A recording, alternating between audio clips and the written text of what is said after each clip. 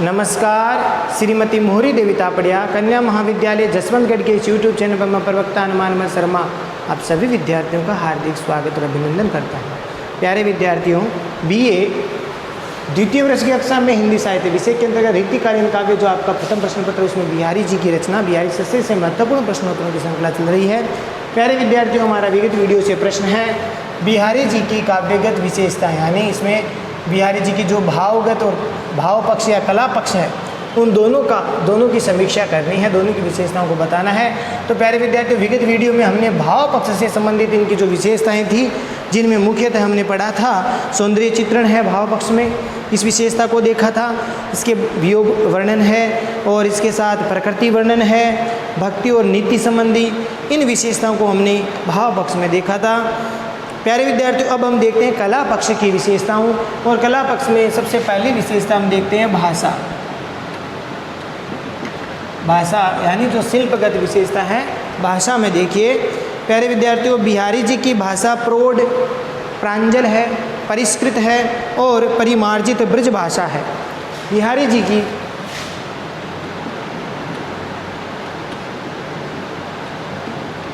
बिहारी की भाषा की बात करें तो वह प्रौढ़ है, प्रांजल है, बहुत शुद्ध है, प्रांजल है, परिमार्जित है।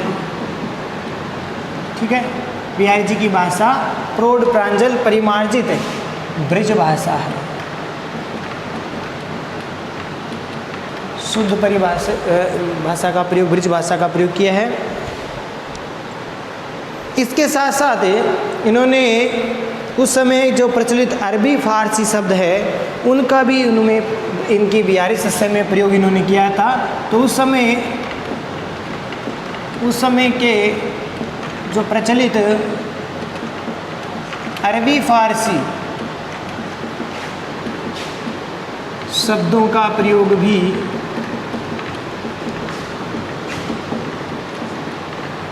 इन्होंने अपने काव्य बिहारी सस्से में किया है।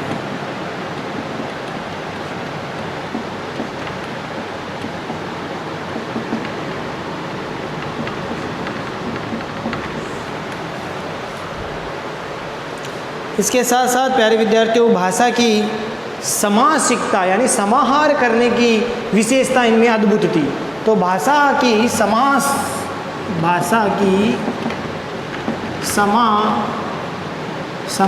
शक्ति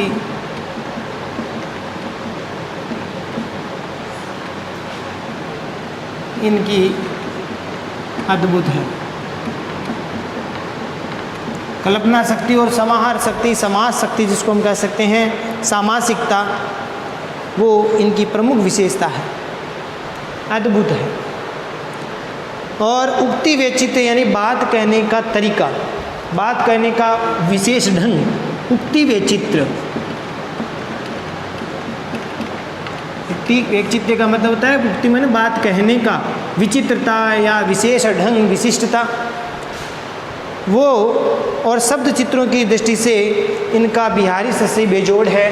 उक्ति वैचित्र्य और जो बिहारी जी की जो शब्द चित्रों, शब्दों के द्वारा जो चित्र खींचे इन्होंने काव्य में, तो शब्द चित्रों की दृष्टि से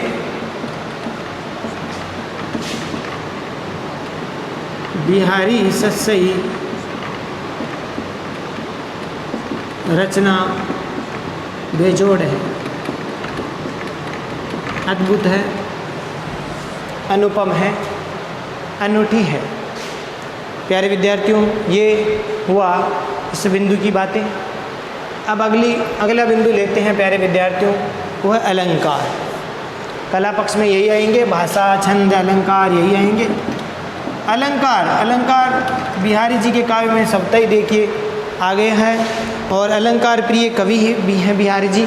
तो बिहारी जी अलंकार प्रिय कवि हैं।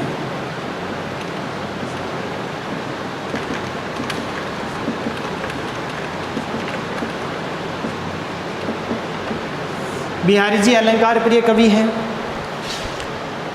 इसलिए प्रायः इनके सभी दोहे हैं, उन दो में कोई न कोई अलंकार जरूर है। तो प्रायः इनके सभी दोहों में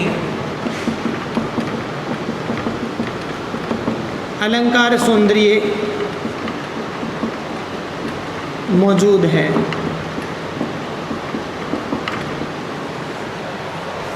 और इन्होंने जैसे उपमा है, रूपक है, उत्प्रेक्षा है, विरोधाभास है। उपमा, रूपक, यमक, उत्प्रेक्षा, अन्योक्ति, अतिशयोक्ति, काव्यलिंग, विरोधाभास जैसे जो अलंकार है, श्लेष है, तो इस प्रकार के अलंकार असंगति अलंकार है। असंगति, श्लेष, इन ऐसे जो अलंकार है, इन अलंकारों का सटीक उदाहरण के रूप में दोहे प्रस्तुत किए जाते हैं या प्रस्तुत इन्होंने किए हैं। इन अलंकारों से युक्त इन्होंने दोहे लिखे उदाहरण के रूप में। जैसे एक यमक का उदाहरण हमने आपको आता भी है, प्रसिद्ध उदाहरण है यमक का। कनक कनकते सोगुनी, कनक कनकते सोगुनी, मादकता अधिकार, उई खाए बोराए नर, उही खाए बोराए नर, इही पाए बोराए।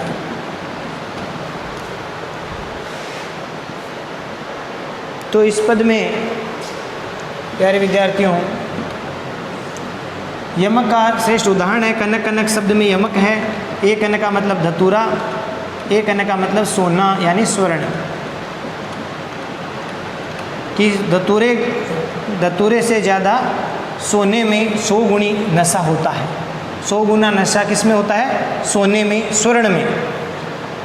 क्योंकि वही मैंने धतूरे को तो वही मैंने इसे यानी धतूरे को तो खाने से आदमी बोराए मैंने पागल हो जाता है।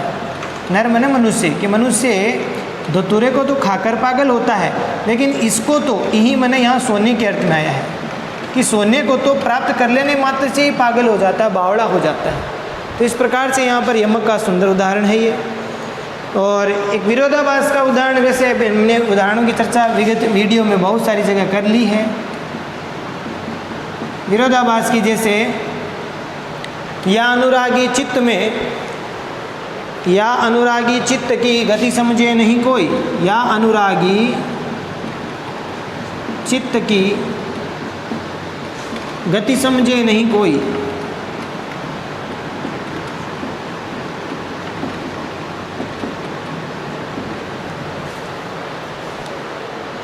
जो जो बूढ़े श्याम रंग,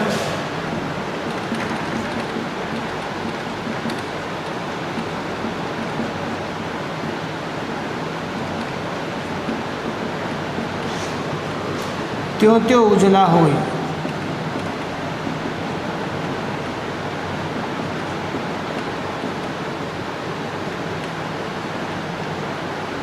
तो इन उदाहरणों में प्यारे विद्यार्थियों विरोधाभास अलंकार प्रकट हुआ है।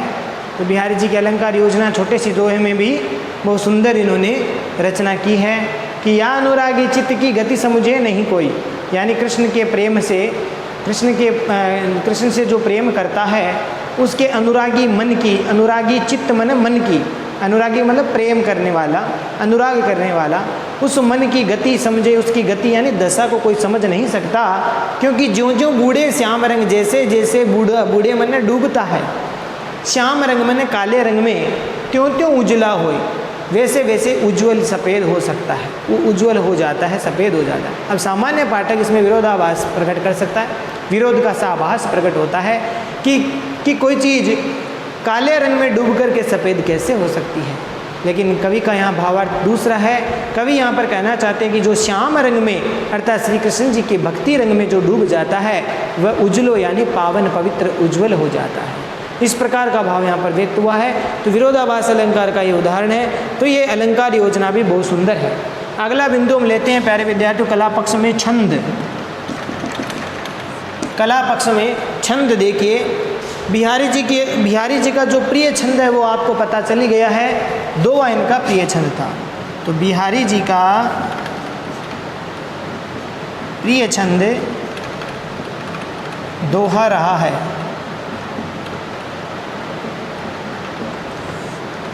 और इसी छंद में इन्होंने अपनी बिहारी सत्सई लिखी है। उनके दोहों में चमत्कार प्रदर्शन की प्रवृत्ति भी दिखाई देती है। चमत्कार अपने दोहों के माध्यम से दो दो पंक्तियों में ऐसा भी कहा जाता है ना कि सत्सैया के दोहरे जो नावक की तीर देखने में छोटे लगे भाव करे गंभीर। तो इसे छोटे से दोहे में बहुत सारी बड़ी बात वो कह देने की सामर्थ्य बिहारी जी में है। कल्पना शक्ति और शब्दों की जो समाहार शक्ति है वो इनकी अद्भुत है, देखने योग्य है। और उक्ति वैचित्र्य में इन्होंने छंदों का सहारा लिया या छंद इनके भीतर कई आए हैं। जैसे एक उदाहरण है, करो कुबुत जग कुटिलता। करो कुबुत जग कुटिलता,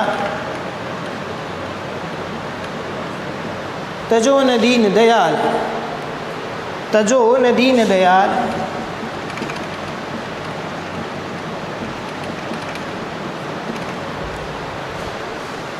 दुखी होऊगे सरल चित्त, दुखी होऊगे सरल चित्त,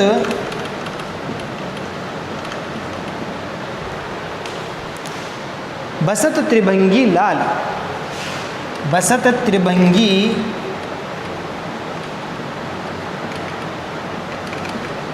लाल। प्यारे विद्यार्थियों, इन पंक्तियों में बिहारी जी का छंद तो दोहा है ही है।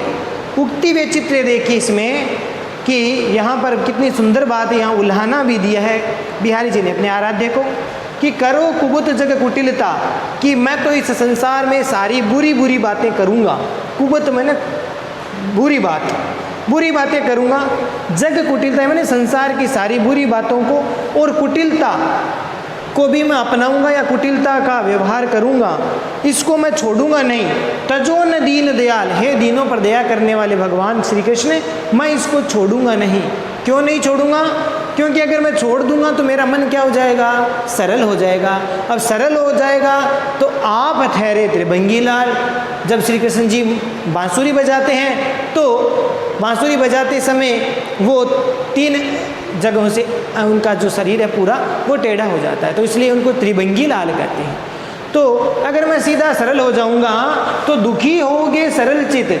अगर मैं इस प्रकार से जग की कुटिलता को, बुरी बातों को छोड़ दूंगा तो मेरा मन क्या हो जाएगा? सरल हो जाएगा, यानी सीधा हो जाएगा। और सीधी चीज में टेढ़ी चीज कैसे जाएगी? बसत त्रिभंगी लाल, इसलिए त्रिभंगी लाल श्री कृष्ण जी आप हमारे मन में कैसे बसोगे?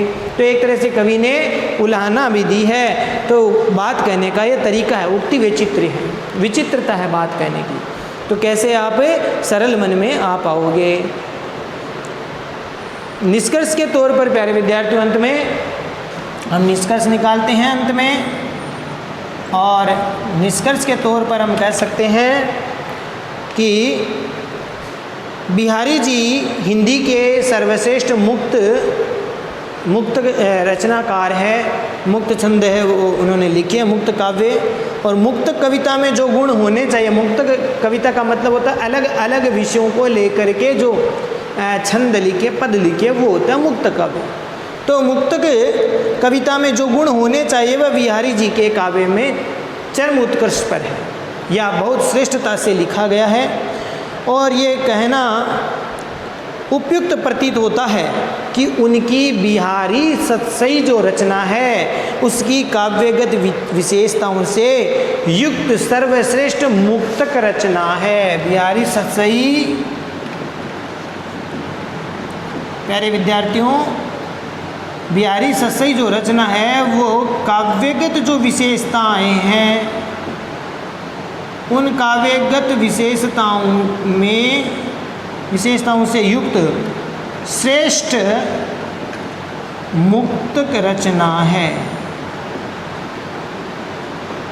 तो इस प्रकार से ये निष्कर्ष के रूप में हमने पढ़ा। आशा करता हूँ आपको समझ में आ गया होगा। और बिहारी सस एक सर्वश्रेष्ठ रचना है। बिहारी जी की प्रसिद्धि एकमात्र इसी रचना से ही उनकी पूरी रीति काल में अग्रणी प्रतिनिधि कवियों में इनका नाम हो गया।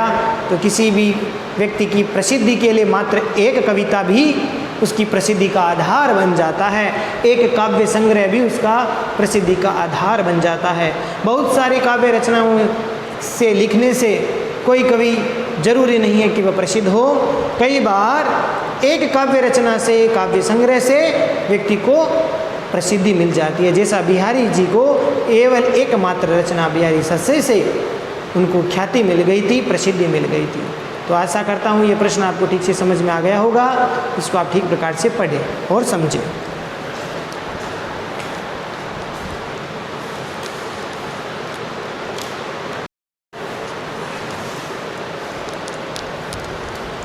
तो प्यारे विद्यार्थियों, आज के लिए बस इतना ही। अगले वीडियो में पुनः उपस्थित होंगे किसी नए प्रश्न को लेकर। कवि घनानंद जी से हम प्रश्न लेंगे अब।